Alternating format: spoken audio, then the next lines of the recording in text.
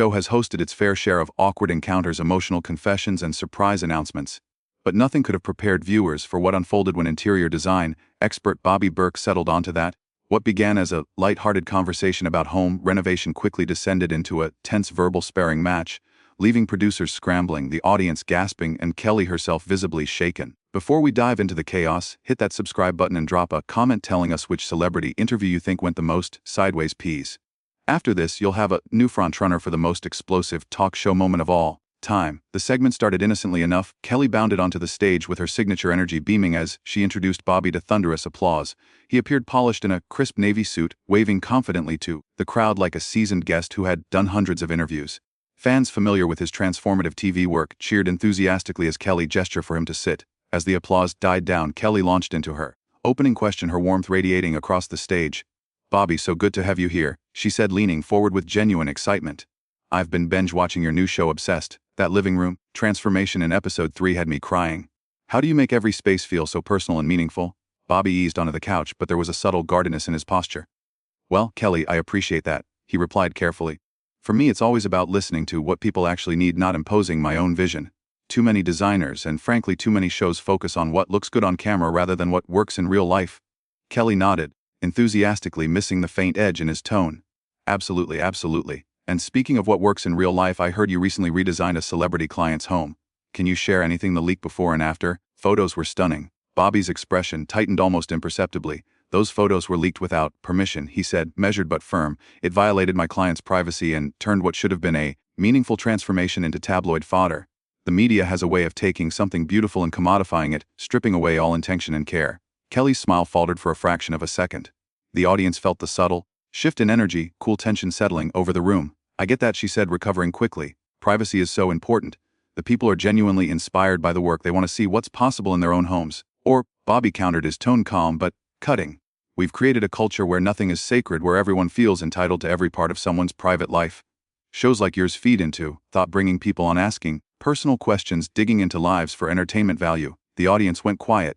Kelly leaned back slightly, her professional smile intact, but her eyes betrayed confusion. "I mean, that's the nature of talk shows," she said carefully. "People come on voluntarily to share their stories and connect with audiences. Nobody's forcing anyone to be here, right?" "Voluntarily," Bobby repeated, skepticism now unmistakable. "Except when your publicist insists you hit the talk show circuit to promote a project.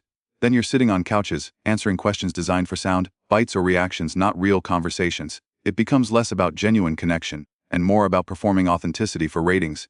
Kelly's expression hardened. "Bobby, I have to push back on that. I genuinely care about everyone who comes on this show. Every conversation I have, I enter wanting to understand their story and give them a platform to be heard. If it feels performative, maybe the issue isn't the format, it's something else. Maybe it's how you're approaching it," Kelly said, leaning in. Matching his intensity, Bobby leaned forward, eyes locked on hers. "You know what, Kelly? You're right. Let me approach it differently. Let's have a real conversation." Voice carried a quiet fire now. "Let's talk about how this industry actually works. You sit here in your multi-million-dollar studio backed by a massive production team asking guests to be vulnerable and authentic while everything is scripted and timed down to the second. How is that real? How is that genuine connection in the control room?" Producers were frantically signaling through headsets. In the audience, people shifted in their seats, unease rippling through the crowd. Kelly's cheeks flushed, but she stayed composed. "Nothing about this is scripted, Bobby. Yes, we have topics we plan to cover, thoughts, television, but the conversations are real. My reactions are real, and I think you know that, which makes me wonder why you're suddenly acting like a victim of a process you agreed to participate in." Bobby's voice rose just enough to carry through the studio. "Kelly, this is exactly what I'm talking about. The second someone steps outside the expected script, the second they challenge the comfortable narrative it's framed as being difficult.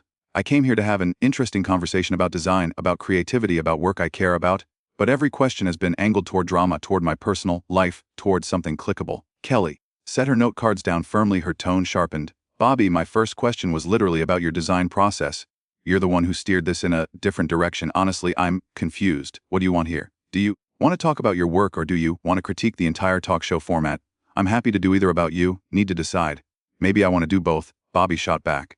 "Maybe I want to talk about my work while also acknowledging that the framework we're doing it in is fundamentally flawed. Why can't those two things coexist? Why does everything have to be sanitized and comfortable? Real conversation is messy, Kelly. It's uncomfortable. It challenges you." The audience was utterly silent now, every eye riveted on the stage. Kelly took a measured breath, visibly restraining herself. "You're right, that real conversation can be uncomfortable," she said, voice steady but firm. But there's a difference between having a challenging conversation and being hostile towards someone who invited you onto their show, prepared thoughtful questions and wanted to celebrate your work right now. Bobby, you're not being challenging, you're being disrespectful. Bob's jaw tightened. Disrespectful. I'm being honest. If honesty reads as disrespect to you, that says a lot about what you're used to. How many people sit on this couch just to tell you what you want to hear, play their part, smile, and laugh on cue? I'm not doing that. I'm treating you like an intelligent person who can handle a real conversation event if it's not the one you planned. Kelly rose abruptly from her seat and the audience gasped. For a heartbeat, it seemed like she might walk off her own stage. But she stayed standing tall, eyes locked on Bobby, who remained seated unwavering. You know what? Let's continue this real conversation, she said, voice even but loaded. Since you want honesty, here's some honesty. I've interviewed hundreds of pop plus celebrities, authors, activists, ordinary people with extraordinary stories. The vast majority understand that this is a collaboration. We're working together to create something meaningful for the audience. Every once in a while, someone comes on with an agenda, with a chip on their shoulder, looking for a fight.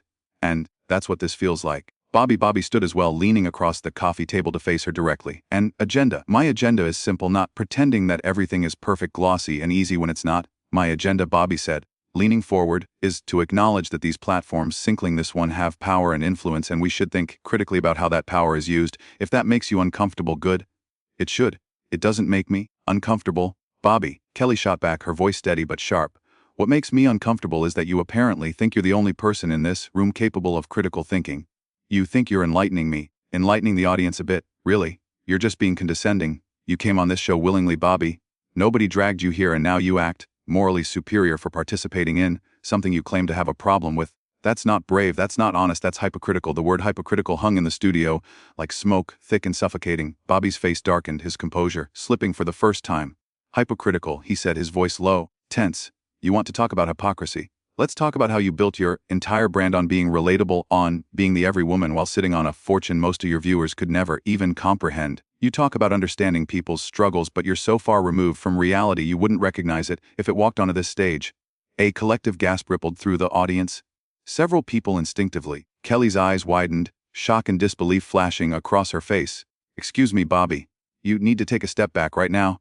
You don't know anything about my life, about where I came from, what I've been through, and you certainly don't get to come onto my show and make assumptions about my character or my intentions.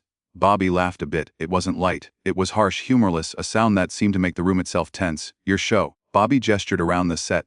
That's what this really comes down to, isn't it? Your set, your rules. And the moment someone doesn't follow them, doesn't treat you with the difference you're used to, you can't handle. You ask people to be vulnerable, to be real, but only in ways that fit your narrative. The second I'm real in a way that challenges you, suddenly I'm out of line. Kelly pointed at him, something her viewers had never seen her do. No, Bobby, you're out of line because you crossed from critique into personal attack. You said you wanted an intellectual conversation, then moved the goalposts. You went from questioning talk shows to questioning me, my authenticity, my background, everything I've worked for. That's not being real. That's being cruel. Bobby shook his head, incredulous. Kelly, do you even hear yourself? You live in a bubble where everyone tells you you're amazing. You're surrounded by people whose jobs depend on keeping you comfortable. I'm probably the first person in years to tell you something you don't want to hear, and you call it cruelty. Maybe what's actually cruel is this culture of fake niceness. This refusal to have honest conversations about power and privilege in this industry. Kelly crossed her arms. You want to talk about privilege? You're standing on national television with your own shows, your own brand, deals, your own platform, acting like some revolutionary, speaking truth to power. You have just as much privilege as I do. The difference is I don't pretend I'm better than everyone else because of how I use it. And I don't go onto other people's shows insulting them under the guise of authenticity. I'm not insulting you, Bobby said, quickly, though his tone betrayed him. I'm holding up a mirror, and if you don't like what you see, that's not my problem. You ask me questions, I'm giving you answers. They're just not the neat little sound bites that fit between commercial breaks. This is what real discourse looks like, Kelly. It's messy. It's uncomfortable. It doesn't wrap up neatly. In 42 minutes, Kelly stepped closer, her voice dropping but growing sharper. You keep using the word real like you own it, but let me tell you what real is. Real is showing up every single day trying to make people feel seen and heard. Real is using a platform, any platform, to amplify voices that wouldn't otherwise be heard. Real is treating guests and audiences with respect, even when there's disagreement. What you're doing right now isn't real. It's self-indulgent. You're using my audience as props in your personal manifesto about the media. Bobby's eyes flashed. Your audience, he snapped. They don't belong to you. They're human beings with their own thoughts and opinions, and maybe they're tired of carefully curated conversations. Maybe they're exhausted by sanitized, pre-approved discourse. Maybe they actually want to see two people genuinely disagree instead of watching another polished performance. Then let's ask them, Kelly said, suddenly turning toward the crowd. Gas rippled through the studio. In the wing's production, assistants waved frantically, signaling her to stop. She ignored them. Seriously, let's be real, show of hands. How many of you feel enlightened by this conversation? How many of you think this is valuable television? The audience froze. A few hands rose hesitantly, then dropped. Most people stared straight ahead, visibly uncomfortable. Bobby turned to look at them, his expression unreadable. See, I said quietly. You can't even let them respond authentically. You're weaponizing them, using them to make your point. That's not giving them a voice, that's turning them into ammunition. Kelly spun back toward him, her face flushed with anger. Oh, that is rich coming from you. You've spent this entire interview using me as your punching bag to make some vague point about media criticism.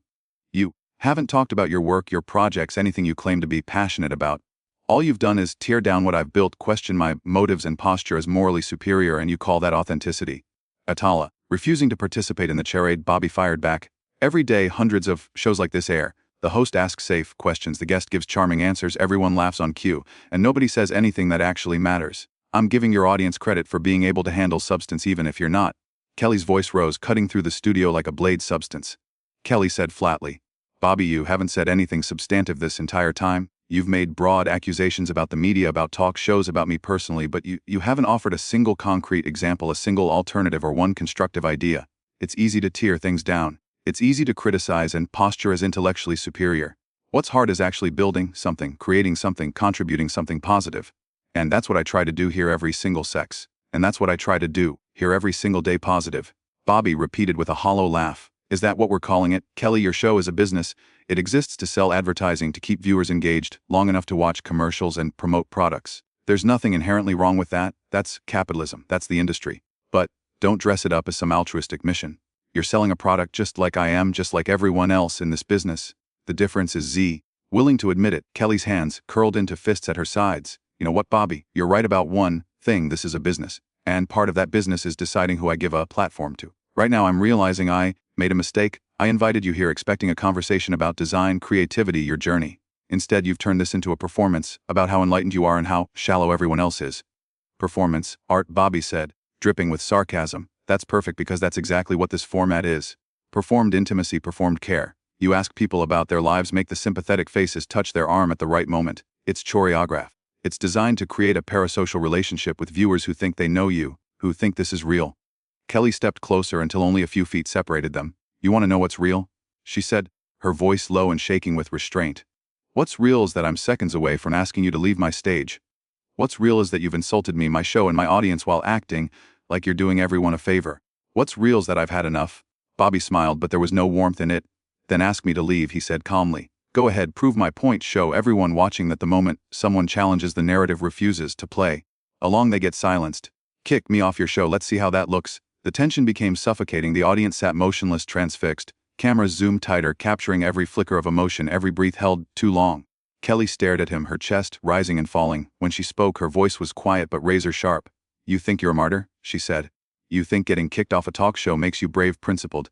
It doesn't. It just makes you someone who doesn't know how to disagree without being disrespectful.